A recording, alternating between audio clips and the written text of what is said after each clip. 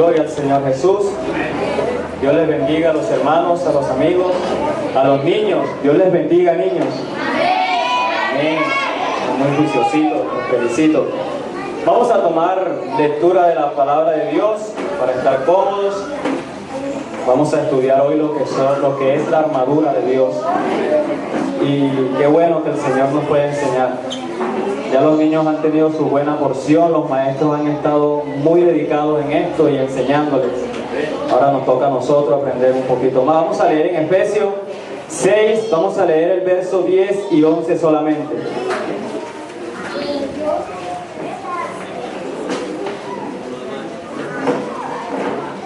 Gloria al Señor Jesús. ¿Ya todos lo tienen? Efesios 6, vamos a leer el verso 10 y el verso 11. Dice así en el nombre del Señor Jesús: por lo demás, hermanos míos, fortaleceos en el Señor y en el poder de sus fuerzas, vestidos de toda la armadura de Dios, para que podáis estar firmes contra las acechanzas del diablo. Gloria a Dios. Diga gloria a Dios y esté cómodo. A veces uno sabe las cosas, pero como por pedazos, y no tiene un concepto exacto. Y creo que el no saber, el no tener un concepto claro de lo que es, a veces no sabemos si lo tenemos o no lo tenemos. Lo que no podemos definir, no lo sabemos, ¿cierto?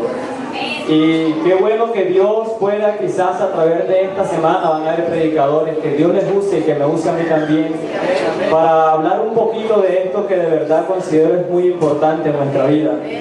Amén. Gloria al Señor Jesús. Y vamos a tocar rápidamente cada una de esas partes de la armadura. Encontramos al apóstol Pablo viendo la vida del cristiano como una especie de batalla, como una especie de lucha espiritual. Y él como que escribe y trata de como que aconsejar a sus oyentes de que tomen toda la armadura de Dios. Yo por aquí tengo dos palabras. Él nos dice: tomad toda la armadura de Dios para que podáis estar firmes.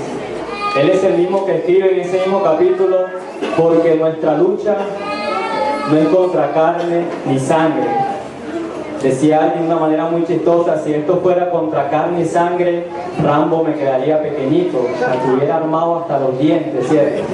Y vamos al culto, y sería hasta más fácil traer la gente acá al culto, ¿cierto? Pero él dice: las armas de nuestras milicias no son carnales, sino poderosas en Dios para la destrucción de fortalezas. Amén. Entonces Pablo, al parecer, se inspiró en la armadura del soldado romano que quizás custodiaba ese lugar donde él estaba, y comienza a decirnos, capítulo 3: por tanto, tomad toda la armadura de Dios para que podáis estar firmes en el día malo, y habiendo acabado todo, estar firmes, dice la palabra del Señor.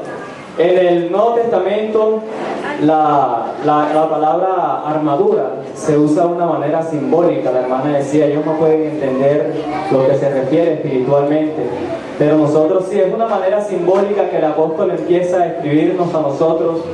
Y tenemos la palabra en el griego opra, que se traduce a armas o armas. Eso está en Romanos 13:12. Dice que en contraste con las obras de las tinieblas, tomemos todas las armas o armadura de la luz. Segunda de Corintios 6:7 dice que Pablo y sus colaboradores quedaban acreditados por ciertas características. Entre ellas, y vamos a leer esas características, segunda de Corintios 6:7. Dice así el primer versículo, 1: así pues nosotros como colaboradores suyos os exhortamos también a que no recibáis en vano la gracia de Dios. El verso 4 dice: antes bien nos recomendamos en todo como ministros de Dios, con mucha paciencia, en tribulación, en necesidades, en angustia, en azotes, en cárceles, en tumultos, en trabajo, en desvelos, en ayunos, en pureza, en ciencia, en longanimidad, en bondad, en Espíritu Santo, en amor sincero, en palabra de verdad, en poder de Dios, con armas de justicia a diestra y a siniestra. Eso es con referencia a armas, lo que son las armas. Tenemos la otra palabra que es panoplia, que se traduce a toda la armadura de Dios. En Lucas 11:22 encontramos una narración muy linda, y es que uno más fuerte viene y arrebata las armas a ese que se creían valiente, ¿cierto? Ese que tenía preso a la humanidad. Llegó alguien, pero ese alguien, el Señor Jesucristo, permítame decirlo así, vino con una armadura con la cual Él pudo vencer, y creo que la garantizó, diciendo como que esta es con la que ellos van a poder vencer. Así que sáquenme copia, y a todo el que quiera ser un vencedor, désenla. Y esa es la armadura a la que está llamado el cristiano a vestirse. Muchos han venido con otra armadura. Decía el hermano Alonso, al más fuerte le faltó fortaleza, le faltó fuerza, Sansón. El diablo los agarraba y los derrotaba toditos. Al más sabio le faltó sabiduría, no pudo tampoco contra ese fuerte. Al más paciente le faltó paciencia, y así a cada uno el enemigo a toditos se los echaba. Pero llegó este con una armadura diferente, y dice la Biblia que él pudo vencer, y ciertamente será quitado el botín al valiente, y repartió el botín. Entonces esa armadura así garantizadita, y no tiene cualquier garantía. ¿Hasta cuándo es la garantía de esta armadura? Hasta la vida eterna, ¿cierto? Si vencemos con ella. Entonces el cristiano es llamado a vestirse de toda la armadura de Dios, toda la panoplia, de armas defensivas y ofensivas. ¿Para qué? Ahí lo dice, para que podáis estar firmes en el día malo. Y empieza el apóstol diciendo, el verso 14, estad pues firmes, ceñidos vuestros lomos con la verdad. Con la verdad. En Juan 8:32 dice el Señor Jesucristo, y conoceréis la verdad, y la verdad os hará libre. Proverbio 23:23 habla de que compra la verdad y no la vendas, no la cambies. Entonces miren la importancia de el aspecto quizás espiritual de lo que el apóstol se está refiriendo. Compra la verdad y no la vende. Y él sigue diciendo, ceñidos vuestros lomos con la verdad y vestidos con la coraza de justicia. Yo pienso que esa coraza de justicia en 1 Tesalonicenses 5:8 habla acerca un poco de esto. Él dice, 1 Tesalonicenses dice, pero vosotros que sois del día, sean sobrios, habiéndonos vestido con la coraza de fe y de amor. Aleluya. Y sigue diciendo la tercera arma. Dice, y calzados los pies con el apresto del Evangelio de la paz. Yo pienso que ese es el Evangelio que nosotros predicamos, ¿cierto? El Evangelio de la paz. Pero este Evangelio primeramente nos cambia esa a nosotros, ¿cierto? Primero esa paz la sentimos nosotros para salir a predicar esa paz. Amén. El Señor Jesucristo dice, cuando entres a una casa, primeramente decir, paz sea a esta casa. Eso está en Lucas 10:5. Y qué bueno empezar a tratar como de identificarnos con estas armas, porque por eso es que algunos no pueden decir en paz me acostaré, ¿cierto? Porque están peleados con todo el mundo, hasta con ellos mismos. Pero en paz me acostaré y así mismo dormiré, dice la Biblia. Yo me acuesto y quedo profundo. Los hermanos me dicen, hermano, ¿y a usted no le da miedo eso solo? Y yo, no, para nada. Yo sé que estoy confiado, ¿cierto? En paz me acostaré. Cuando algo pase, porque el Señor así lo dispuso, y sé que de robarnos cualquier cosa hasta aquí afuera, si el Señor así lo quiere, eso puede pasar. Pero Él sigue diciendo el Evangelio de la paz. En Isaías 52:7 dice, cuán hermosos son sobre los montes los pies del que trae alegres nuevas, del que anuncia la paz, del que trae nuevas del bien, del que publica salvación, del que dice a Sión, tu Dios reina.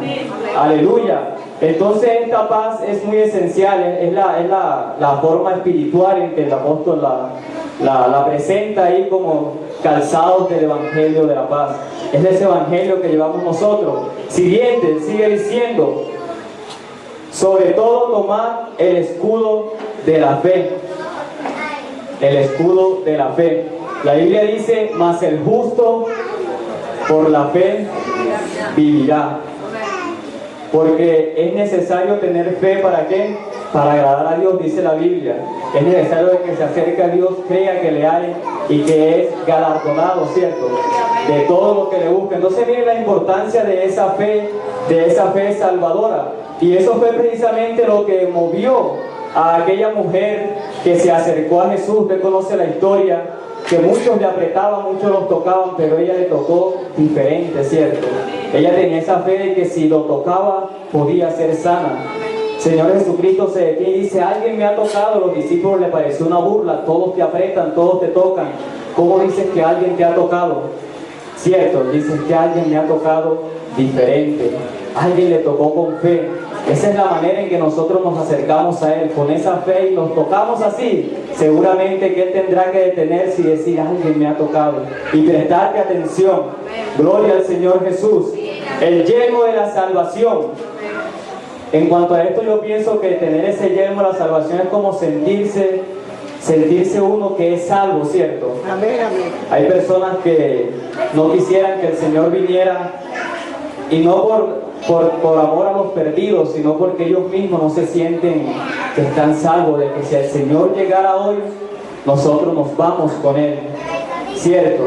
En ese mismo verso de Tesalonicenses 5:8, primera de Tesalonicenses, dice algo acerca de esta salvación y dice: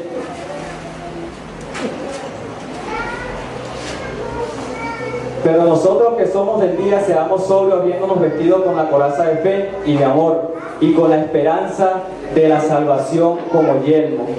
Es tener esa esperanza de que nosotros somos salvos. La Biblia dice, y la esperanza no avergüenza. Aleluya. Y por último, no va a terminar con esto, dice, y la espada del Espíritu, que es la espada, que es la palabra de Dios. Y vamos a leer en Hebreos 4:12.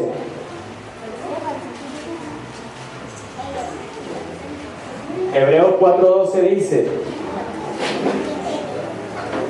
porque la palabra de Dios es viva y eficaz, y más cortante que toda espada de dos filos, y penetra hasta partir el alma y el espíritu, las coyunturas y los tuétanos, y discierne los pensamientos y las intenciones del corazón. Y no hay cosa creada que no sea manifiesta en su presencia. Antes bien, todas las cosas están desnudas y abiertas a los ojos de aquel a quien tenemos que dar cuenta. Y note que quiero aquí agrandar un poco, porque es muy importante el conocer o el tener esa espada, el conocer la palabra de Dios. Algunos dicen, yo quiero conocer a Dios, y aquí está la manera. Para mí la palabra de Dios es Dios mismo, ¿cierto? En Juan dice, en el principio era la palabra, y la palabra era con Dios, y la palabra era Dios. El Señor Jesucristo se le acercó a los estudiosos de ese tiempo y le dice, ustedes dicen que en las Escrituras está la vida eterna. Le dice, escudriñad las Escrituras, porque a vosotros os parece que en ellas tenéis la vida eterna. Y fíjese que escudriñar es muy diferente a leer, es cierto. Así como observar es diferente a ver. Yo quizás aquí veo al hermanito allá al final, pero si quisiera observarlo tendría que acercarme a él, ¿cierto? Ya lo detallaré, ya miraré que tiene un lunarcito por aquí. Así como oír es muy diferente a escuchar. ¿No les ha pasado, no han tenido quizás una tía o una madre cantaletosa y uno llega a la casa y empiezan como a darle esa cantaleta? Yo tengo una tía así, y yo agarraba, prendía el televisor y me ponía a hacer así con la cabeza, pero yo lo oía, pero no le escuchaba nada. Es muy distinto el escuchar, ¿cierto? Es prestar esa atención. Así igual el escudriñar la Biblia, el escudriñar la palabra de Dios es muy diferente a leerla solamente. El Señor Jesucristo nos dice que la palabra de Él es Él mismo. Esa es la importancia de conocer lo que es la palabra de Dios. Y mire por qué. Ahí me llama la atención cuando el Señor Jesucristo estuvo aquí, el diablo fue a tentarlo en una ocasión. ¿Y qué hizo Él? Sacó la espada, ¿cierto? Le dije, si eres hijo de Dios, dile a estas piedras que se conviertan en pan. Y él allá armado sacó su espada y le dice, pero escrito está, no solo de pan vivirá el hombre. ¿Cierto? Y el diablo ahí con su espada falsa, porque hasta título era de la Biblia lo que él decía. Pero mira que es bíblico, lánzate de aquí que Él enviará a sus ángeles. Y el Señor Jesucristo, buen conocedor de la palabra, le dice, pero también escrito está al Señor, no tentarás al Señor tu Dios. Y así sigue con sus argumentos, pero mira que de todo esto te daré, le dice, si postrado me adorares. Y miren qué importante es conocer la palabra, porque cuando esos dardos comienzan a llegar, uno tiene cómo defenderse. Solo al Señor adorarás. ¿Cierto? Y así fue que Él pudo vencer estas tentaciones. Qué bueno que nosotros nos encarguemos de enseñar la palabra de Dios y de aprenderla. Porque cuando al joven o quizás a uno ya adulto le lleguen esos malos pensamientos, él dirá, pero es que la Biblia dice, sujetando todo pensamiento a la obediencia a Cristo. Que quizás el joven está en un lugar y está escuchando esas conversaciones de doble sentido, que él pueda decir, pero es que saque su espada, ¿cierto? Pero es que la Biblia dice que las malas conversaciones corrompen las buenas costumbres, ¿cierto? Y está ese muchacho allí armado. Esa es la importancia de saber para qué nosotros necesitamos esta hermosa armadura de Dios. Amén. Diga gloria al Señor Jesucristo. Aleluya. Y entendamos que no nos colocamos esta armadura no para que no vengan los problemas o las dificultades, adversidades, sino como dice ahí, para que podáis estar firmes cuando vengan esos dardos, ¿cierto? Es que vamos a entrar como en una especie de lucha, de batalla contra un enemigo muy peligroso, ¿cierto? Contra el diablo. Y es hasta lógico que uno se vista es para esa armadura para poder pelear una batalla. Estaría de más que yo llegara donde cualquier hermano y le dijera, hermano, mira, colóquese estos tacos, estas medias de fútbol y este uniforme y acuéstese a dormir. No tendría lógica, ¿cierto? Si nos las mandó a colocar es porque íbamos a entrar en esa batalla. Amén. Pablo nos la muestra, nos las identifica tal cual. A Timoteo le escribe en su carta, le dice, Timoteo, pelea la buena batalla de la fe. Es decir, Timoteo también estaba como armado con esta armadura, ¿cierto? Con la armadura de Dios. Y qué bueno que nosotros podamos armarnos de esta armadura y decir como Pablo, he peleado la buena batalla, ¿cierto? He peleado la buena batalla, he acabado la carrera, he guardado la fe. Por lo demás, me está guardada la corona de justicia, la cual me dará el Señor, juez justo, en aquel día, y no solo a mí, sino también a todos los que aman su venida. Vale la pena entonces empezar a vestirnos de esa armadura, ¿cierto? El mundo querrá quizás vestir al joven, al adolescente, hasta al adulto de esa armadura del mundo. Pero qué bueno que cuando tu joven, tu adolescente, tu hijo esté pasando por esto, él pueda decir como aquel muchacho, David, si saben su historia, aunque lo quisieron vestir con una armadura, él dijo, sabe, es que yo nunca he probado eso. Yo nunca he probado andar con esa armadura. Déjenme a mí así, sencillito, con mi taquita pastoril y con mi onda. Así sencillito, yo eso nunca lo he probado. Qué bueno que el muchacho tenga esa convicción, que ha vestido con una armadura, no del mundo. El mundo va a intentar, quizás en los liceos, no crea, el ser muchacho es tremendo. Los muchachos inventan mucho, pero qué bueno que ellos puedan tener esta armadura. Que tú como padre, dice ahí, escuela dominical, somos todos, ¿cierto? Todos estamos en esa obligación de enseñar al muchacho. No conformarnos, a veces le empiezan a decir, pero es que esto no es tan malo. Es que esto es normal, aquí lo hacemos y yo no creo que te vaya a condenar por algo tan sencillo. cierto, pero qué bueno que el muchacho esté vestido con toda la armadura de Dios. Diga gloria al Señor Jesucristo. Aleluya. A veces nos parece que yo doy gracias a Dios, en mi caso. Los pastores hablan de aquellas ancianitas cantaretosas de aquella época que hacen falta de verdad en esta iglesia de hoy. Esas que veían al muchacho quizá todo despeinado, con pelos parados y vestido de cualquier manera, y lo miraban y le decían, bueno, ¿tú eres de Dios o eres del diablo? Así de una. Cierto, pero a veces como que vemos al joven así, vestido de cualquier forma, y como que por tenerlo ahí, es que así se sienten bien. Es que pobrecito quizás se desanime y se vaya.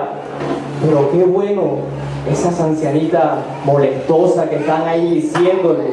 Saben, yo llegué a la iglesia, la hermana Hilda sabe, con el cabello largo, o sea, con vestido, no sé cómo me podría decir, pero saben, habían líderes ahí fastidiosos que empezaban, pero cuando uno en verdad quiere sentirse firme en los pasos de Dios, a uno eso no le importa, al contrario, uno empieza a dejar esa armadura vieja, oxidada, que no nos va a llevar a una victoria, nos va a llevar al fracaso. Vamos a vestir a esos jóvenes de toda la armadura de Dios. Amén. Diga gloria al Señor Jesús. Aleluya. Mire que el Señor Jesucristo Dios hace tanto énfasis en esto de los niños, los muchachos, los jóvenes. Allá en Deuteronomio 6:4, usted se pone a leerlo y encuentra como un afán para que a ese niño se le sea instruido. Ese niño pueda ser alimentado de lo que es Dios y que conozca, porque ellos van a salir allá al mundo, y allá también le van a enseñar, allá también van a empezar a enseñarle sus cosas. Y Él pone tanto afán cuando estés a la mesa, dile, cuando te vayas a acostar, ves con Él y repítelo otra vez. Y así cuando vayan por el camino, vuelve y enséñalo. El Señor Jesucristo hace tanto énfasis en enseñar a los niños, en que ellos puedan de alguna manera saber lo que es seguir a Dios. Y somos nosotros, como dice el lema, todos somos escuela dominical. Todos estamos encargados de agarrar a ese muchacho y empezar a encaminarlo, a vestirle su armadura, porque saben, van a llegar los dardos. Sí, van a llegar los dardos. Ese muchacho allá en el mundo van a empezar a sentir cosas y él dirá, pero ¿qué Dios? Cierto, porque no lo vestiste. ¿Cuál Dios? A mí no me interesa Dios. Y ya te ve así como de tú a tú y ya no me dé tantas órdenes. Ya yo me sé cuidar solo. Ya yo estoy grandecito, porque no te encargaste de ir vistiéndolo, de ir formándolo. Mira, este es el yelmo, este es el escudo, para que puedas apagar todos esos darditos que van a empezar a llegar.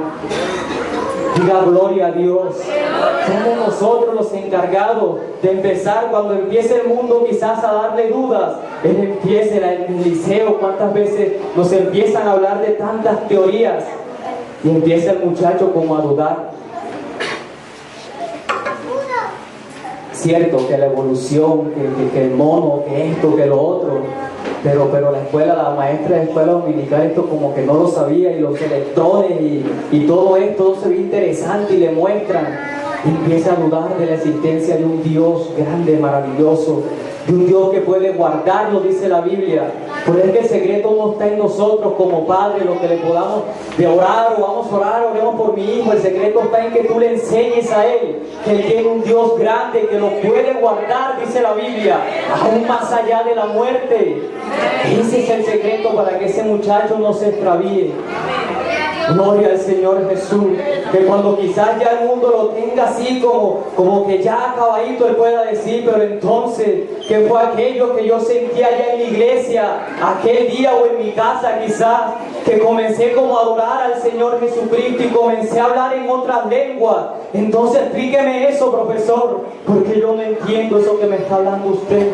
Cierto, está armado, se está defendiendo, no se quedará allá en el mundo. Tendrá que saber que hay un Dios que está muy interesado en ese muchacho. Y en ti como adulto también. Somos nosotros los encargados de enseñar a esos pequeñitos. de no dejarlo solo, de no dejarlo quizás a la deriva, que se encargue el maestro de escuela dominical, que se encarguen allá ellos de enseñarles, y no sacamos a veces un tiempito para empezar a leerles la palabra de Dios, para empezar que ellos también como que conozcan y se empiecen a interesar. Papá, pero ¿por qué esto? ¿Por qué lo otro? Ah, no, hijo, lo que pasa como en aquella época, cuando él pregunte por qué están comiendo este sacrificio, tú lo dirás, lo que pasa es que nosotros éramos esclavos y Jehová ya nos salvó con mano poderosa. Jehová nos salvó. Papá, pero ¿por qué tú vas a la iglesia y por qué cantas y hasta lloras? Y tú puedas explicarle a él, hijo, lo que pasa es que yo en otro tiempo estaba en el mundo perdido. Así como tú ves a esas personas allá afuera, así era yo, hijo. Pero Dios tuvo misericordia y me sacó de allá. Que él empiece a conocer que hay un Dios que hace eso. A veces no le mostramos ese Dios bueno. Y como dice la palabra, que es el mismo Dios, es la que tenemos que mostrarle a Él. Que Él conozca, que Él se instruya. Amén. Diga gloria al Señor Jesucristo. ¿Cuántos están dispuestos de empezar a colocar esa armadura en ese muchacho? Y hasta nosotros mismos, quizás nosotros mismos hemos dejado quizás ya de vestirnos, porque ya no se siente quizás en la noche ese susurro ahí en la madrugada cuando íbamos y nos postrábamos a buscar al Señor Jesucristo. Ya dejaste eso a un lado. Ya tu hijo no te ve quizás colocando en la madrugada la mano. Señor, guarda a mi hijo. Señor, que mi hijo sea un predicador. Señor, que mi hijo te pueda servir. ¿Cuántas madres no hacen eso? Yo no tuve esa bendición, pero cuando escucho mujeres dando ese testimonio, yo digo, ¿por qué? ¿Por qué no hay mujeres así también, de alguna manera como interesadas en que sus muchachos le puedan servir a Dios? Señor, guárdales. Señor, que Él pueda hacer algo en tu iglesia.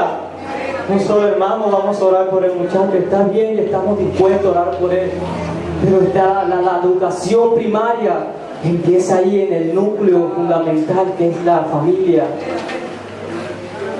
¿Cierto? Nadie va a hacer más caso que a ti, que al padre que le enseña. Al maestro le escuchará muchas cosas, a veces hasta ni se concentran, pero cuando un padre comienza a instruirlo, a decirle, él se interesará más, él conocerá más, él podrá vestirse de toda la armadura de Dios. Aleluya. Y sigue diciendo,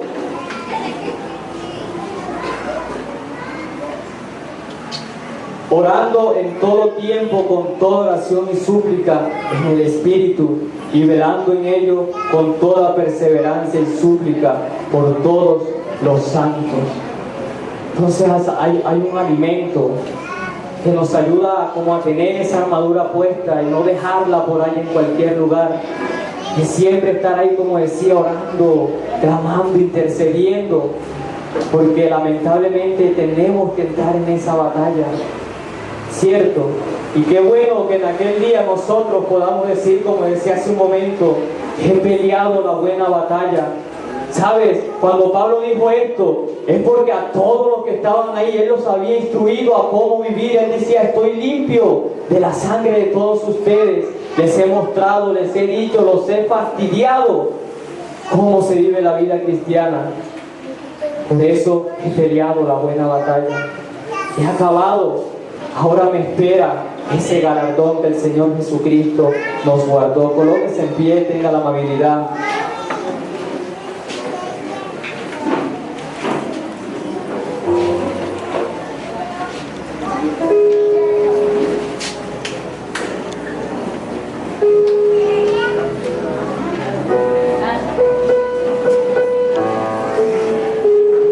Qué bueno no solo dejarnos quizás impactar o llevar por la comodidad del joven, de por qué él se sienta bien. A veces queremos como tenerlo un poco más entretenido que mostrarle cuáles son las cosas que lo van a llevar a él a la perdición y cuáles las cosas que lo van a llevar a la vida eterna. Hay muchas iglesias y es que acá lo hacen y tratan de tener como al muchacho entretenido en obras de teatro, en mimerías, en payasadas, porque es que así se siente bien el joven, ¿verdad? Pero aquí no estamos para tenerlo entretenido,